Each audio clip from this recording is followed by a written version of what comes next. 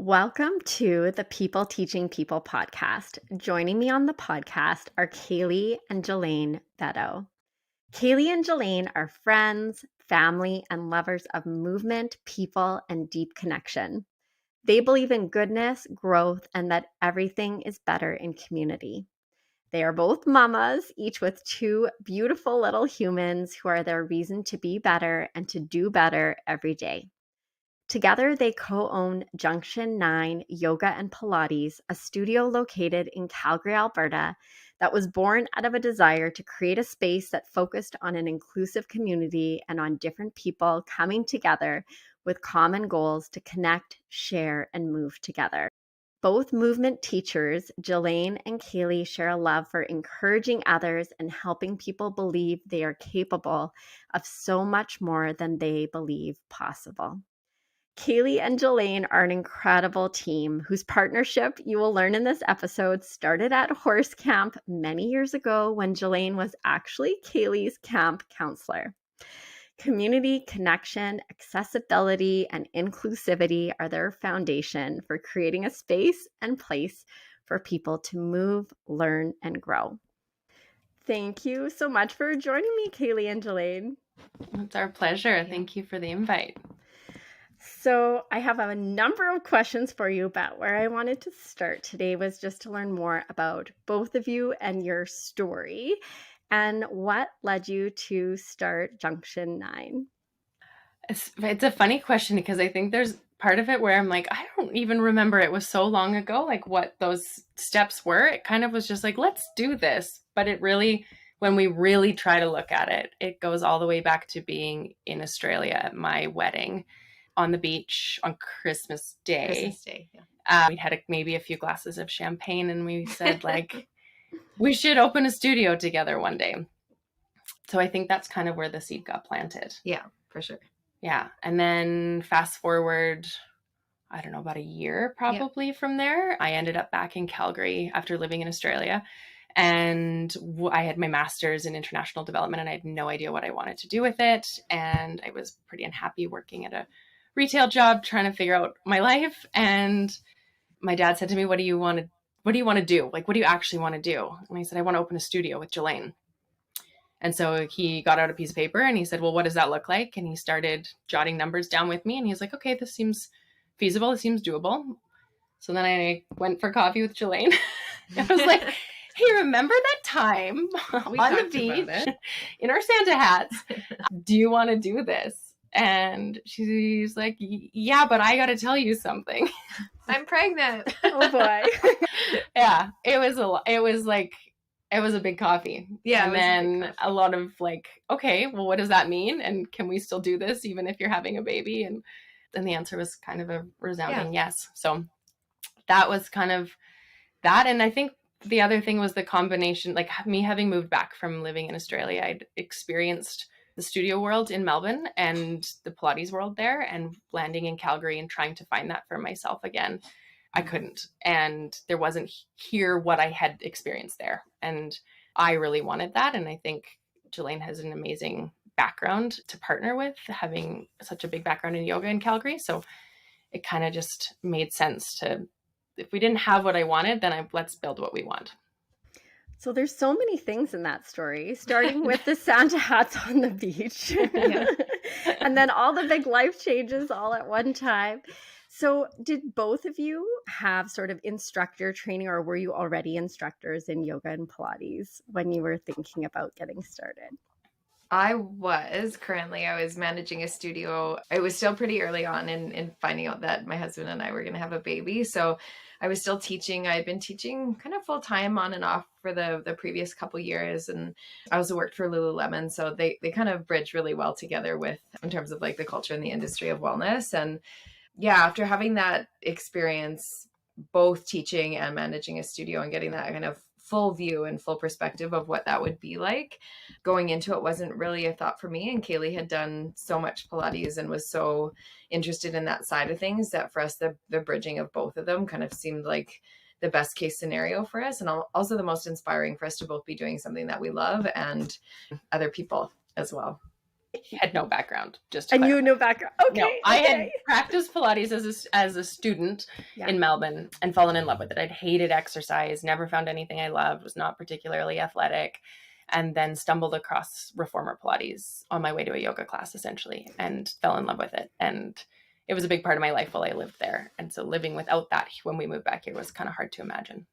And so I'm curious too, what was different about your experience in Australia, or what kind of stood out for you in that experience that was missing here or that you weren't finding here? So on I can really only speak to the Pilates side. What was missing was the group dynamic of a Pilates class, that energy that's brought in when you're moving with multiple people, and the accessibility standpoint of a large group reformer class versus at the time what was being offered was a small group style. So maybe 4, max 6 people at a time on a more of a regimented schedule where you booked your Tuesday 7:30 and you did that for 12 weeks. And if you missed one, like, kind of too bad. So we didn't have that opportunity to kind of find a schedule that worked, and that accessibility and flexibility. And then the more people you can offer in class, the lower your prices can come. So I just realized very quickly Pilates was out of reach for me. Economically, I couldn't afford it. Schedule wise, it didn't make sense here. And that group dynamic of just moving with other people was really what motivated me, the high energy and having somebody lead with that same level of energy. And that was just not to be found here in the Pilates world 10 years ago. But now it is. But now, yeah. And yoga had kind of already bridged that gap in many ways. And spin and other things in Calgary were already operating in that way. So it's not like it was a totally new concept. It was just bringing another movement modality into that. But I think you experienced a lot in the yoga world. Mm-hmm. Yeah, saw could be done differently. I think that's the thing, is everyone has a different perspective and is able to see things differently or identify things that they like or that they find to be kind of across the board successful. And I think the success isn't necessarily in like how good everyone is at yoga, but how good everyone feels. And if they are in that space where they feel like they're being seen and they feel like they've found another community and a place where they fit, so much even now, like there's been so much isolation that we're coming out of that again, but also across the board, like just connecting with another human being, connecting with your teacher, having a community, a place that you can go to, and to do so in a way that is really helpful and really conducive to environments that have an accepting place, that want people to be, celebrated for their differences. That community and connection and sense of belonging is so important. And as you said, now I think even more than ever before. Mm-hmm. So it's wonderful that you've created a space and a place for people to move and to have that feeling of being seen, heard, and understood as well. Mm-hmm. Now, because I'm an educator and a teacher, I'm always so curious about teaching and learning and how it's a part of all the things that we do. And obviously it's a part of the work that you both do as well at Junction 9. And I'm wondering about how teaching and learning have been a part of your experience in both sort of the expected and unexpected ways. Yeah. Lots. It's been a journey the last little while. I think the expected ways are just the natural kind of learning curve of teaching and of being in front of people and of getting everyone to the same place together, however each person needs to get there. But I think the more unexpected thing for Kailey and I think was the kind of the teaching and the leadership role of like our staff and our front desk team and our karma cleaning team and our contract teachers. And, we're always going to be learning from one another, but we were looked at in the light of like, okay, now you're leading the ship. So what are you going to do and how are you going to lead? And just that, how, our expectation of ourselves and how we show up and what we do and what we expect of one another. And then how we can have that filter down into our teachers and the roles that they have. And, as an extension of us and our business, what does that look like? And how do we, really encourage people and engage people to be on this path with us? And again, to never lose that learning capacity and to never learn that, inquisitive nature of wanting to know more and wanting to provide the best possible experience, but also that we are essentially leading the ship. And so our teaching of our classes, and, at Wednesday at noon, I teach a class and it's there at 12 to 12:50, but we're kind of constantly in that role. And I think that was something that neither of us really could have prepared ourselves for, because we were still like, year one, probably up until year 3, we were new, like brand new business owners, and just finding our own footing and figuring it all out for ourselves, but knowing that people were watching us, people were seeing like, is this going to take off? Will it succeed? And then also finding a formula that really worked, that people wanted to be involved with, and people wanted to be involved with us, and they saw our vision and wanted to be a part of that. There's so much beyond just teaching classes that we couldn't have prepared for, but that has been quite a blessing, because it allows us and our vision to come to life in such a different way. Well, and it sounds like you both really have sort of that learner mentality, right? You're going into something new and exciting, and understanding that people are going to be coming to you with questions, and you're building something that you haven't done before. And so it's sort of navigating that pathway and supporting one another through that. So how have your roles kind of with one another evolved over time? Because you've been a team together for a number of years now. Yeah, a really long time. I mean, our roles really started back like, 25 or more than 25 years ago at camp, when she was my camp counselor. So our roles have evolved a lot. Yeah. I need to find out more about that, but carry on. We're not actually sisters, also, if that's any misconception. We're not sisters. I think, like you said at the beginning, I think when we were off air, that like that idea of like, I can't imagine doing this with anybody else. And I really, truly can't. I think sometimes we joke that we operate as like a half brain each, and we come together and we make a full brain, but we're just that check and balance for one another all the time. We're constantly able to bring each other back in line, or re-question or challenge each other. And also ultimately, we're so both clearly driven by our values, and our values are very similar, that we always end up back in the same place. So it's just a constant kind of learning and evolving together, and a lot of stumbling and picking one another up and stumbling again. But I don't know.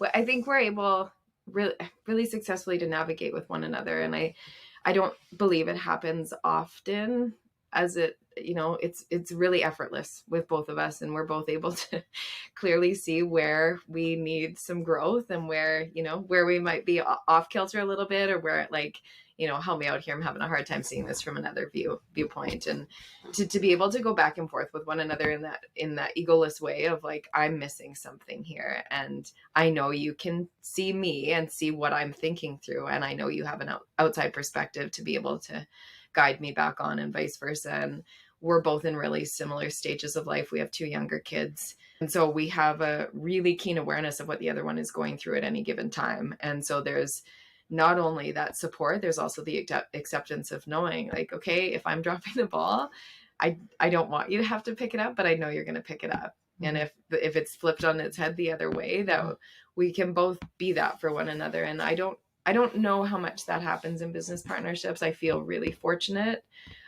because again, like, we both wouldn't do this if it was just singular. Like I wouldn't take this on. And we say that pretty often when things come up, like, can you imagine doing this on your own? Can you imagine doing this without a partner, and doing it without a partner that sees so eye to eye with one another? Yeah. It sounds but like not a very so eye to eye that we don't steer correct, which is the good part. I think sometimes it's bad when you're both like, oh no, we're so set in our way about this. It's so nice that we have each other to kind of guide and re-steer. Yeah, that it's so helpful to have that sounding board, to have that person outside of ourselves, because sometimes it's hard to see beyond kind of a certain direction that we're thinking. It's hard to sometimes get outside of that box, and to have your previous camp counselor, as a source of support. So I do need to ask. So tell me about this camp counselor connection. Is it the best place on earth? Yeah. We grew up going there. I was, how many years older am I than you? You're 7 years 7 years older. So I was your camp counselor, but I started going there when I was 8. You started going. I think I was 8 or 9. I think you maybe would have been maybe. Or almost. It's a horse camp, an overnight horse camp. So our parents would drive out on Sunday and leave us for the week, pick us up on the following Saturday. we'd ride horses for half the day, and then like camp games and crafts and cleaning barns and swim in the river, mud fights. It was like a childhood dream. It was bliss. Yeah, like, it really was. And through camp, like all my cousins went to camp, and my cousin is now Jilaine's husband. Oh my so goodness. We met at camp. Yes. Okay. Oh yeah, those roots run really deep. Yeah. And you know what, I think even places like that, like I would say a lot of our value set even comes from like what it meant to be at camp together, and what it meant to, you know, learn to be away from home and to be independent and like have it was like a second family. And what does it mean to look out for other people and to care about one another and to care about animals and the land we were on? Like there was so much of that I think you don't even realize until you really strip it back influenced who we are today. And I think we talked about our partnership and like, you know, having that sounding board. But I think also like, I know in either work or outside of work, I know someone has my back, and I know Kailey has my back. And I think that reassurance of like not totally feeling 100% confident in my decisions all the time, or, you know, when we're met with a challenging situation or something comes up, that I know someone has my back.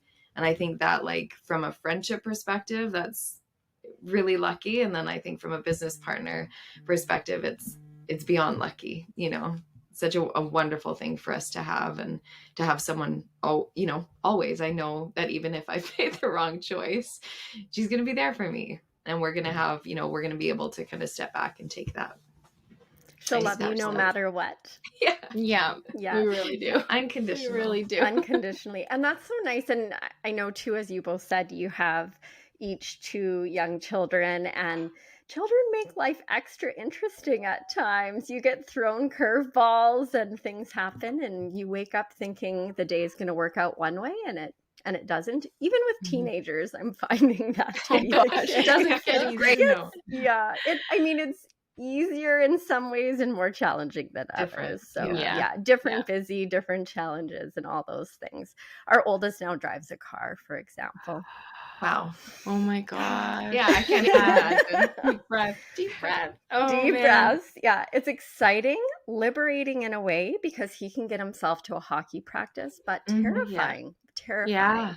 Yeah. So it's all these unexpected curveballs and things, and to have someone that's going to love you no matter what, and work through and support you through those business challenges and decisions, but also that personal piece that is a huge part of everything that we do is amazing. I can just tell you guys have this incredible partnership, this being the first time all 3 of us have spoken. So I think that's really nice.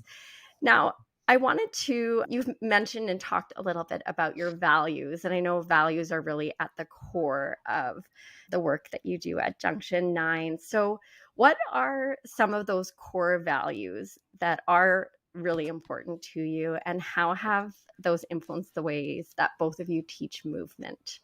I think I alluded to a little bit of this in the beginning, just the idea of like accessibility and inclusivity and connection and community are really what we kind of come back to as our guiding force of any decision making. And in this environment in particular, I think it's easy for somebody, especially you're deciding to try something new. Most often somebody comes here deciding to try something new, whether it's that they've never done yoga and Pilates, they've never done any exercise, they've never done any movement, or maybe they've just never been in our space and this is new. But in choosing to take on something new, that's a big, big step for people to take. And I think we realized, even ourselves going to new environments, new studios, we feel nervous and anxious, and you know, it might take us weeks before we actually book that first class. And so we really wanted to make sure that what we were starting with at the very, very core was that if you step in our doors, you feel supported, you feel welcome, included, and that there's an accessibility piece that you can do this. You can get here. And then once you get here, we'll care for you the rest of the way. You just got to get yourself to that front door. So I think that like at its absolute core, when we come back to every element of like, whether it's how our teachers are teaching or how our front desk is interacting with clients, or how our community interacts with each other, it's that everybody is welcome here and everybody's taken a big step to get themselves here. And we need to all look out for each other once we're in this space. Yeah, I think I mean, we talked about it prior, but like isolation or separation or however you want to look at that, and how each person navigates their own life and what they want to do. And, that first step is hard. And if we can identify that, and if we can help the navigation of that, but then also that someone gets to a place where like they've taken on the hard challenge, they've gotten in the front door, and then they're actually like, it matters that they're there, and it matters that they've come to our place of business, and it matters that they, have somewhere where they can create a wellness lifestyle for themselves. And, inclusivity and accessibility, they can kind of sound a little bit, like catch almost right now, especially, but you're just kind of looping everyone in and like, everybody's welcome. And we've all heard that before, but truly, like, we've all been in that position where we felt like someone's talking about us, or we've heard someone talk about us, or we've gone somewhere where we just didn't totally feel like, like I didn't wear the same clothes as everybody else, or I didn't know everyone here wears like, black spandex, and I didn't, like I wore bright pink or whatever that is. But there's that part of it, but then the connection and the community component of like, you can work out at home, you can work out anywhere, you could go outside into a park, but if you're going to choose to have a wellness routine, we want to do everything in our power that would encourage you to come back. Mm-hmm. I love the emphasis on that sense of community. My whole approach to teaching and learning is all about it being really relationship centered and people focused, and making people feel welcome and comfortable. Learning something new or stepping outside of our comfort zone is such a vulnerable experience. Mm-hmm. I even remember, so I did my master's degree as an adult, and our two oldest kids were 3 and 1 at the time. And I remember driving to class and thinking, why am I doing this to myself? What am I doing? What have I done? And oh my gosh, like, what if nobody likes me? What if I don't fit in? I think I was the only one in my class who was not working at the time. I was being a mom and going to school, and all those things that you're talking about, am I wearing the right thing? Am I going to say the right thing, do the right thing? We worry. Yeah. Just as you're saying, getting there and taking that first step is so hard. Mm-hmm. And then sometimes environments are not welcoming. There isn't that sense of community, and you do feel uncomfortable and judged and like you don't belong there. And I think being really intentional in creating that space and that community and that welcoming environment makes such a difference for people. And I did feel welcome when I went to my classes, and I did make friends, and I did feel like I belonged, but getting there was very hard. I wanted to turn around so many times and just go home. But it's great that once people arrive in your space and they're welcome into your community and feel like they can be there, they can do this, and they can be who they are and be accepted. It's fantastic. I love that so much. It's also so fascinating to watch in an actual class setting, like when someone feels seen, how much harder they're willing to work, and how like they show up differently for themselves. They show up differently for those around them. It's a totally different experience when someone feels connected with, versus, walking in, we don't know your name, you're coming up, you're doing a workout, we're not going to actually have any conversation, I don't know anything about your life, and then you're going to leave. I give our front desk a lot of credit, and our teachers, that they make the effort to get to know our community. And whether it's a medical challenge someone's going through, or a new baby that's on the way, or the stuff we know, sometimes it's kind of like going to the hairdresser, right? Your hairdresser knows everything. But that piece of connecting with other people, and like whether it's the person beside you on your mat, Jilaine starts every class with, like, we have to turn and look at people beside us and smile and acknowledge them. And then if we looked at the person we came with, she makes us look the other way to somebody we don't know. And the importance of that having made that connection with the person beside me I don't know, when Jilaine's asking me to do my, 1,000th squat of the class, it feels like, I'm willing to work that much harder because I know the person beside me is also working really hard for this. And we've made that connection, and we're going to get through this together. It fully changes my reason for showing up. And I'm not just there for myself anymore. I'm there for everybody else in the room as well. It's amazing. Yeah. I also think there's that component of it of, Kailey just spoke to, like, people will work harder. And when you know people and they know you know them, it's harder to hide. And sometimes we go places to hide, or sometimes we go to places to be seen. But I think that willingness and knowing that as teachers, we have an opportunity to help people see their strength and to help people see what they're capable of. And they maybe won't see that at home doing a workout, in a room upstairs or in their basement. They might not see that if they're at the park, or, just doing something challenging where someone isn't seeing you. And as teachers, we have this wonderful opportunity to pull that out and to say, like, I believe you can do this and I know you can. And for them to maybe not believe you in the beginning, but to keep going because they know someone does. And then, a year later, like, well, I've done 500 classes or whatever, or I'm so much stronger. I can do a plank before, whatever it is. It's such a rewarding thing as a teacher to be able to see that and to be able to see the best in someone else. And I think Kailey and I talk a lot about this with our kids, but like, can we get to a place where we're always assuming the best intent? And if we're always looking at the students that are coming in, the clients that are in our space, and we can just assume the best and look for the best in them, that's what they're going to see in themselves soon, even if it's not right now. And that's such a wonderful, opportunity as a teacher. And not everyone gets that chance, I think, to see. So to have that looped into our values and to have people understand that that's what we're looking for, that's why we're here, for really nothing else. Because if our clients didn't walk through our doors, we wouldn't have a business.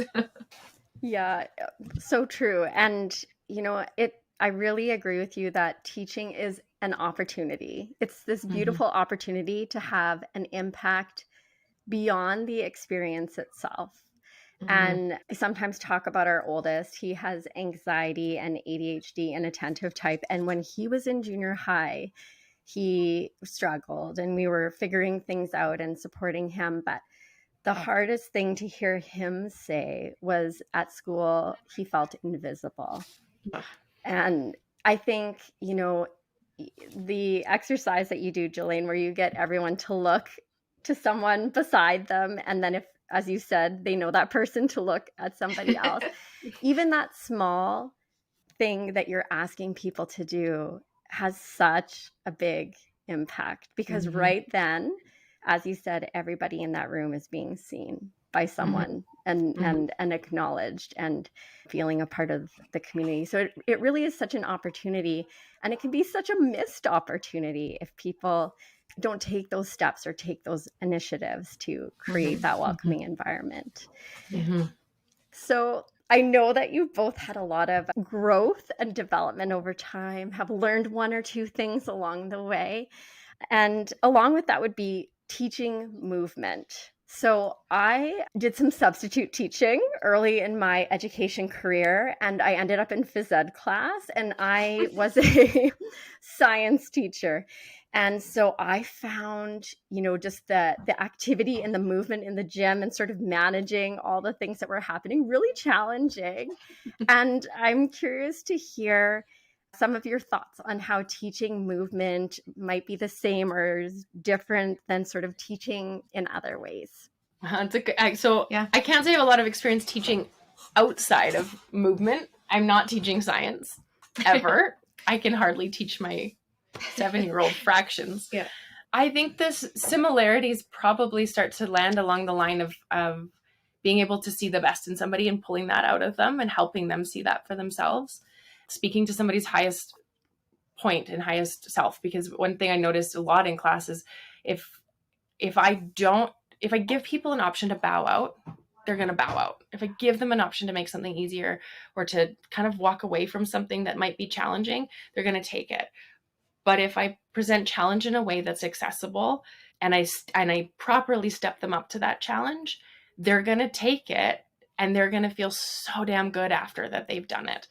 And so I think there's a lot of similarities in terms of like that experience. I think in school as a kid, like there were things that you were hit with that were just so far out of your reach that you just felt like, I can't achieve this.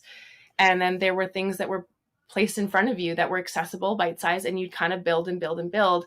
And that sense of achievement that came from that was so profound. And so like, it fuels you to keep going. And on the flip side, that sense of being defeated by something is just, it takes you out at the knees and it's really hard to get back up from. So I I think that there's probably a similarity in just that approach of like, we're all humans we're learning something, and we want to feel successful. And how do we help people feel successful wherever that is for them? And knowing when I have 15 people on reformers, what's success for each person is very, very different. Yeah. One of my initial teachers in learning about yoga and in taking my trainings and whatnot, one of the best things that ever stuck with me was she said, we're not here to suffer, we're here to grow. And so learning that and being able to take that on was like, okay, so if we're all here to grow, and as you know, as teachers, and I remember my own experiences in education growing up in different grades and what was challenging and what was easy. But you know, if I take the mindset of like, I'm just suffering, this just sucks, I hate math or chem or whatever, then I would really hate it. But I think when we look at that, you know, we're able to kind of shift the lens of perspective of saying like, okay, if you're here to grow, this might be hard. And there's a lot around being able to do hard things right now, and especially in the wellness industry of like, you can do this and you can do hard things. And, you know, just changing a little bit of mentality and perspective around what you're capable of. But that also that, you know, whether or not you're in a yoga class or in school, learning about something different, you know, or a trade for that matter, that you are, you know, why are you doing this? What is your purpose behind this? And if your teacher can look at that and, you know, point out, you're going to be stronger. You do A, B, and C, you're going to get stronger. But then finding a way to do that, that's speaking to 15 different individuals that are there for 15 different reasons. You kind of have to find those reasons for yourself of why you're teaching. And there's going to be crossover. And I think that's something that I've seen for the entire time we've opened. But you start to notice what kind of teacher you are by the students that show up in your classes. And then you start to realize like, okay, well, where's my growth then? If these people are coming and this is what I'm noticing is their challenge, that's now my challenge. And how do I take that on? But it you know, there begins to be a lot of crossover. And then the separation of movement is the motivation part sometimes. And that crosses over too, but the motivation of one foot in front of the other and actually physically moving, or when things are challenging, or when mobility is limited, or, you know, there's different elements that are of challenge. And I think that's maybe where the differences are, is just like what challenges we're looking at. But you know, trying to find your way in. And it's sometimes you have to be really sneaky. And when I think about my kids at school, I'm like, yeah, those teachers have to be sneaky. Like they've got to get all of their attention when there's like, you know, gym class was just there. You know, you spoke of that. Some kids love that. And some kids go to school never wanting to go to the gym to do that. And so just as teachers, it's finding the ways that we can maybe sneakily get into people's lives or heads and just kind of talk them through the things that they're going to find challenging. Yeah, and I love how you're talking about having people sort of think about their why, and how you said everybody's why is different. And it does remind me teaching chemistry to high school students, and students asking me, why do we need to learn Totally. this? What am I doing this for? When am I ever going to need to know how to balance an equation or name organic compounds? And yes. Yeah. But you have to dig deep a little bit. Some things were a little bit harder to come up with a why if they were not headed into sort of a science career. But I did try and say, you know, there are things that they could impress their friends with at parties. And I always try to come up with science jokes and things like that. And I think too, when you have passion for what you're teaching, even if it, you know, is something a student maybe, in the case, like for what you're teaching, people are choosing to come. In the case of what I was teaching, people were not always choosing to come necessarily. But if you make, you know, the space that welcoming place, and they can see that even though it's not their passion, it's your passion, and you make it as exciting and interesting as possible. But it was a little bit hard for me to convince others at times. Why? Why? And why not taxes? Yeah. Right, exactly. Oh my goodness. Yes. I don't teach science anymore, but I have many fond memories of my students. And, well done, you. Yeah, that's trying to convince them to love it. Yeah. No. And I love too, just in everything that both of you are talking about, is that learner mindset, and just, always being curious, really paying attention to your students and looking for ways to bring out the best in them, which is fantastic. Now, I want both of you to think back just over the years about who would be a favorite teacher of yours or a favorite learning experience of yours. Kailey, maybe it's your, incredible camp counselor that you had at Horse Camp many years ago. So just someone that was particularly impactful for you and why that person or experience stands out for you. Do you have one? Yeah, do you? Go ahead. I mean, I feel like I had a really positive experience growing up, with my education in Calgary. I had a lot of teachers that really stood out, a lot of teachers that really stood for me and were, saw something in me and were able to help guide me and figure out pathways. But I think I grew up playing a lot of sports. And I think when I look back, I have really fond memories of my coaches and the coaches that I was gifted. And it was like a gift. They were put on a plate for me to say, like, take whatever you can from this experience, because this is a really, really exciting person to learn from. And I think stands out most is probably my high school basketball coach. It was a husband and wife. The husband taught at our school, Dave McDonald, and then his wife, Janice McDonald, who was on Canada's national team.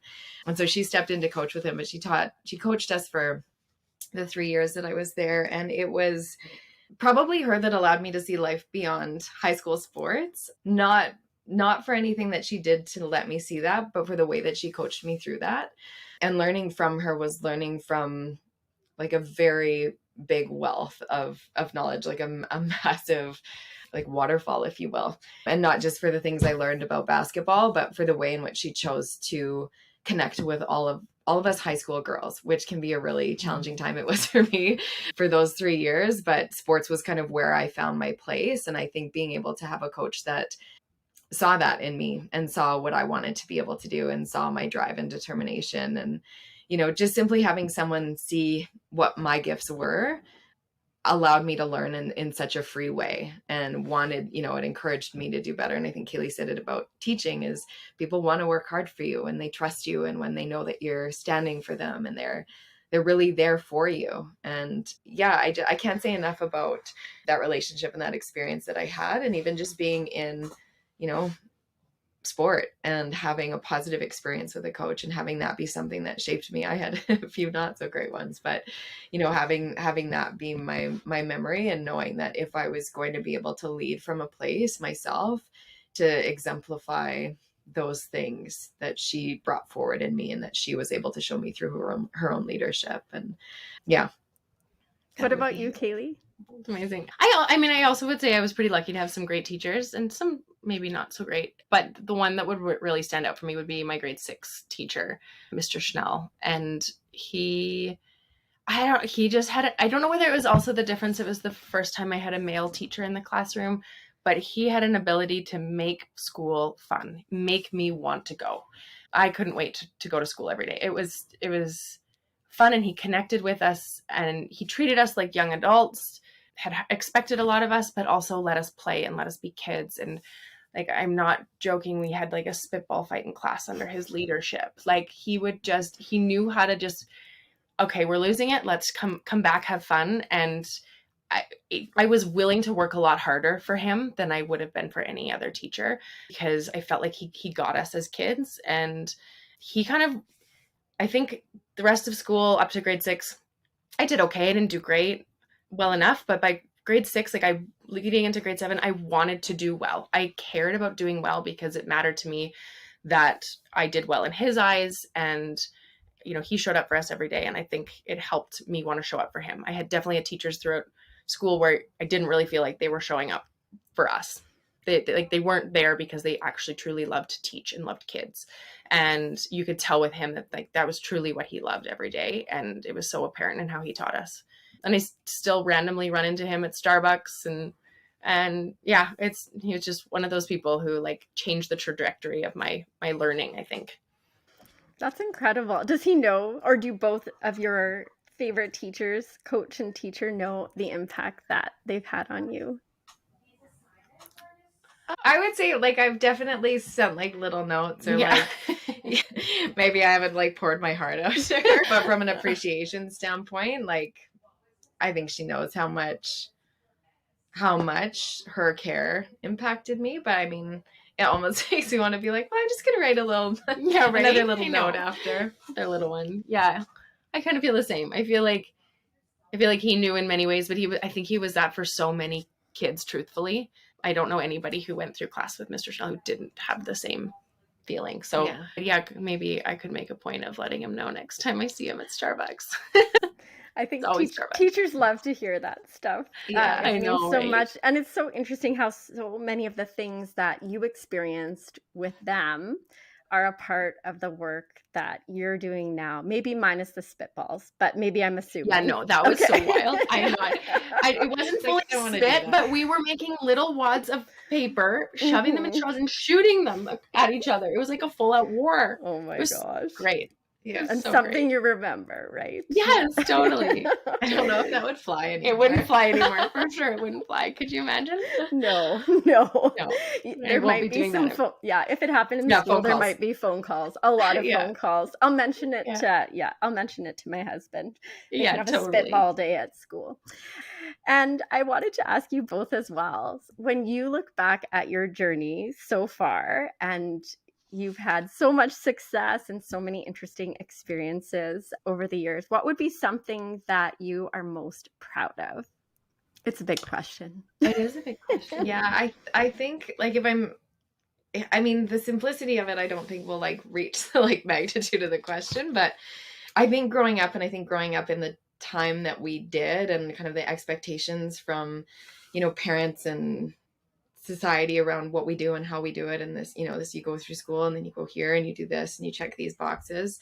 I think coming to this place and with the studio, but also just choosing to do something that was purposeful for myself and that was beyond the checklist, and knowing I wanted to do something, knowing I wanted to make a difference, knowing I wanted to be in this place, but maybe not doing it in the most traditional way or not having it, fit the same pathway that people before me had gone forward with it. I think, sticking to my guns and knowing that I'm not going to make everybody else happy or they might not understand. I remember my mom once was like, I haven't always understood why you've made the choices you have, but like, I understand that you see things different, or, creating that ability to accept the way that I wanted to do them, even though it was different than how she would have planned for me. And before, I think going through the actual motions of it at the time, I think I always second guess myself, judge myself, why can't I be, more like my sister? She did this, she did this, she did this in this way. And now looking back, to be able to see the way that I did things was what I needed to do. And it was my own process, and, being proud of trusting that and staying the course versus like, it didn't work the way I thought it would. So I'm just going to do something else instead. And I think if I could impart anything to my kids too, when I think about that, I would want them to feel confident in who they are, so much so that they would, they would risk doing it the way that everyone else thinks they should, and checking all the boxes to find that fulfillment and purpose for themselves. That's fantastic. Yeah. What about you? I get to live with this wisdom every day. It's the best. Like, talk about what I'm learning. Like, this is my greatest teacher right here. I think what I think about at the kind of the core of it all is that the community we've created is what I'm most proud of. I think it's funny, like, you don't go into this industry to make money. You just don't. It's just not coming with the dollar signs. But what we have created is an incredible community, and watching that community band together and support one another. And there's just kind of these moments where I think I realized that like our success is so much more than whether somebody like got stronger. And it's really more about people's sense of connection to this community and to each other. And we've had couples tell us their marriage has been saved because they started coming to class together. We've had, like, I'm sitting here right now, and one of our clients there's a picture frame of him up in our office, and he came religiously 4 times a week minimum for, I don't know, 4 years, all like just nonstop in his like late 50s, 60s. and the kindest man. We learned about his kids. Best smile. He was one of those people that, and everybody knew Paul. Everybody loved Paul. And Paul passed away in January, and his daughters came in to personally tell us. And our community was so rattled by that. And the fact that we didn't have Paul next, like, he's just always on that reformer in my class. Like, I can expect to see Paul there. And so Paul, I think Paul was just a perfect example of what this community has become for one another. And that Paul's passing impacted so many more people than he would have ever imagined. And him being here 4 days a week with his consistent smile and just working so hard, it had a bigger impact than he could have ever imagined. Yeah. And so moments like that, I mean, even through the pandemic and like closing multiple times when we reopened, I remember it was our last reopening. I kind of had this thought that studios are done. Like, why are people coming back here? They've got home practices. I think it was also spring. So like the weather was good. People were wanting to be outside. I was like, this isn't going to come back. We're done. This is it. And our first day open, a woman walked in for yoga in a full boot cast. And she's like, I know my leg is broken, but she's like, I just need to be here and I will do what I can. I just need to be here. And she spent most of her class just standing when people stood and lying down when they laid down and just being in community and in connection with each other, and like tears down her face through class. And I just remember thinking like, no, this is important beyond anything else, the being together and having like-minded people and just connecting, and even connecting with people you would have never crossed paths with, like sweet Paul. Yeah. So for me, I think when I really look at it, what I'm most proud of is just the community we've created, our teachers, our staff, and our amazing clients. It's just awesome. Yeah. Can I change my answer? I love both your answers so much. Yeah, I think you're both proud of the same things. You know, I listened to what you're both saying and how, you know, stepping outside of that comfort zone. And I totally hear you on that, because I was talking with somebody else recently about how growing up, it was, you finish high school, you go to university, you know, maybe throw in a trip or something in there, and then you get a job, and then, and I so appreciate the courage that it takes to step away from that. I resigned from the Calgary Board of Education, and it was the hardest phone call ever to make, because I thought my whole life has been directed towards becoming a teacher. And now I'm questioning that, and it's not feeling aligned. It's not working for me and how I feel I want to be a mom. And it put me in this weird space, but then it opened up opportunities and doors that wouldn't have been there otherwise. And I can see in retrospect now why I made the decisions that I did. And I think that's such a hard thing to do. And then also too, I imagine both of you must have questioned, as you said, Kailey, like through the pandemic, like, what are we, like, how is this going to work out? And, but I think that connection is so needed and so important. And it feels so good to be around people again. And we're all so different, but kind of with that shared purpose and those shared values, it's more important than ever. So both of your answers are beautiful. I love them both. I have a few rapid fire questions for you, and you can just take turns answering. So one is, what is something that you would love to learn about, or something that you would love to learn how to do? Pottery. I just learned something new today. Jilaine wants to do pottery. I love that. Let's do pottery together. Okay. Well, my answer is kind of weird then. I don't think I necessarily can do it in my life. I think if in a different life, I would have loved to either be a midwife or a birth doula. Yeah. Well, you'd be good at that. I would love that. Never say never. Childbirth, weirdly. Never say never. I know, right? What is a place that is at the top of your travel bucket list? I'd say Iceland. Oh, yeah. We're going to do that. We're going to do that. Okay. Oh, there's so many. I think lately that I've been considering Philippines. Our nanny is Filipino and just so wonderful. And I would love, love, love to take her back home and have my kids get to see where she grew up and be a part of the life that she had before moving to Canada. So, and gosh, those beaches look epic. Yeah. What is a book, podcast, movie, or TV show that you've enjoyed recently? These are supposed to be rapid fire. That's This is okay. very rapid. It can be hard to think. There can be pauses. It's wait time. It's all good. Yeah. I really enjoyed watching Ted Lasso. Good It's one. like it's a feel Good good. I was joking.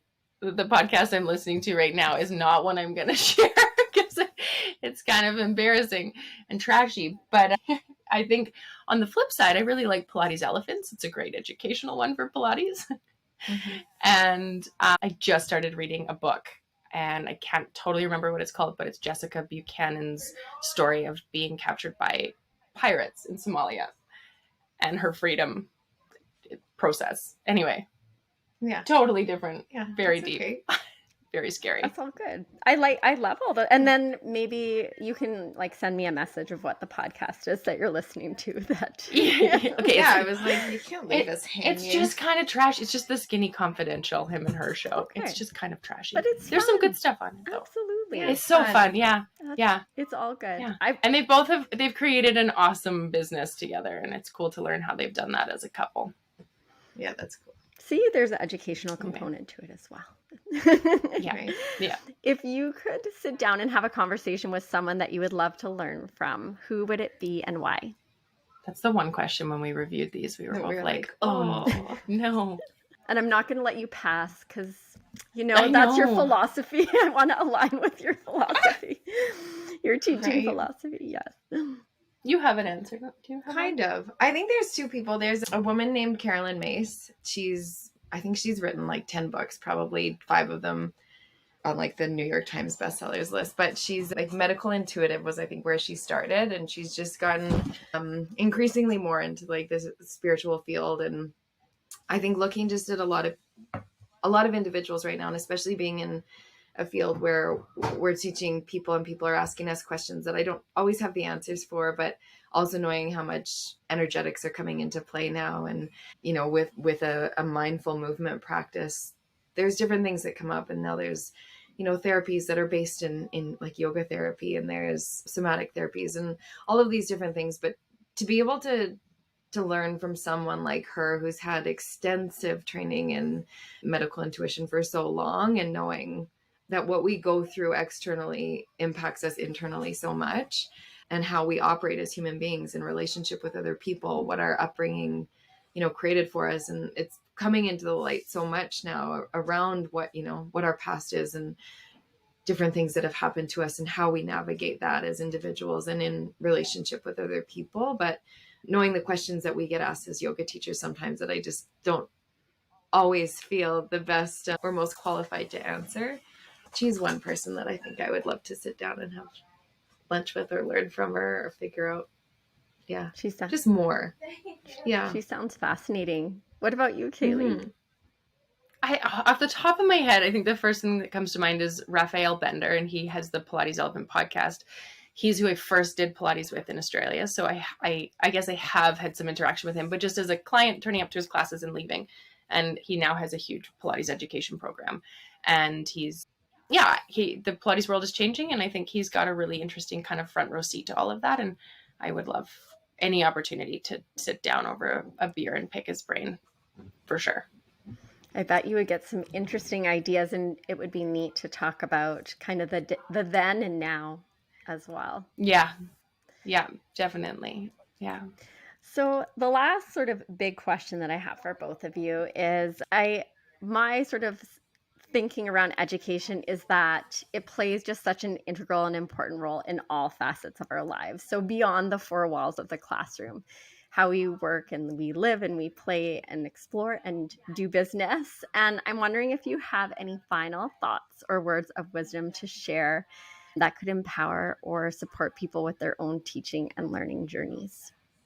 I mean, I think this is always encouragement, and especially like we run teacher trainings out of our space for Pilates and yoga, but really encouraging people to do the work to find their own voice. And we're inspired by all these different people, and we see ways in which we, think the world could operate better or think that we could connect to people in a better way. But to be able to find that for yourself first, to be able to hone the skill of being able to have your voice as unique as it is, and as cliche as it sounds, like there is no one in the world like you or like Kailey or like me, and to be able to really identify what that is and what are the things that make you tick and what are the things that inspire you, to the place where you have the confidence to speak about them. And, you know, it might not sound the way your other, you know, teacher taught it, but hopefully this different insight is going to give you, you know, a new perspective, a new way to look at this, you know, even if it's just one simple movement of your body, or maybe, you know, as you said, it's going to filter into the other areas. And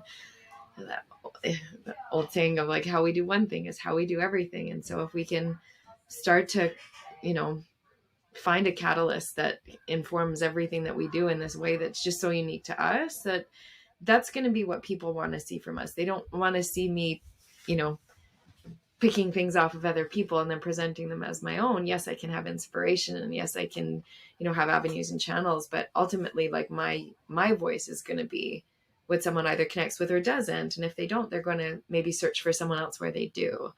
But that if we can, you know, find a way to create that individuality and to celebrate that, and to know that gift of mine or Kailey's or yours is going to be the thing that, you know, helps someone, then we should all be working towards that, so that we can, in fact, help people when they need help and find help when we need help, you know, through the gifts that we all have.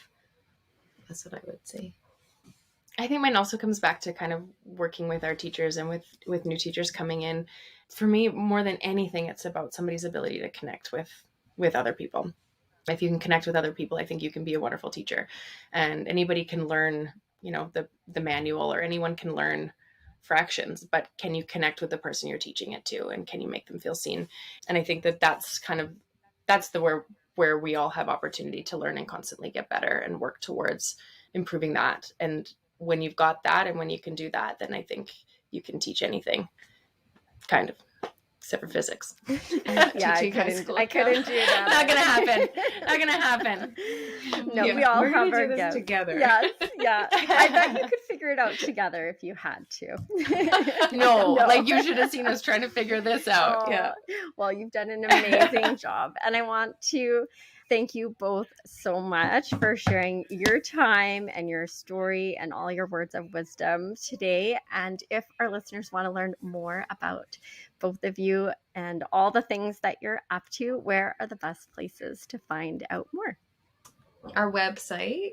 Do you want me to say Sure. it? Yeah. And then I'll include it in the show notes too. Okay. So www.junction9.ca. And then also Instagram I think you can get a good feel of our space by the visual on Instagram and the different means in which we share posts and videos and all that type of stuff. And that's junction_9 on Instagram. Okay. Junction. See, you're a dynamic duo. A dynamic duo. I love it. I love Junction_9. Yeah. Thanks. Yeah. And I want to thank you again both so much for joining me, Kailey and Jilaine. It was so lovely to connect with both of you and to learn from both of you today. You too. Thanks for having us. We appreciate it.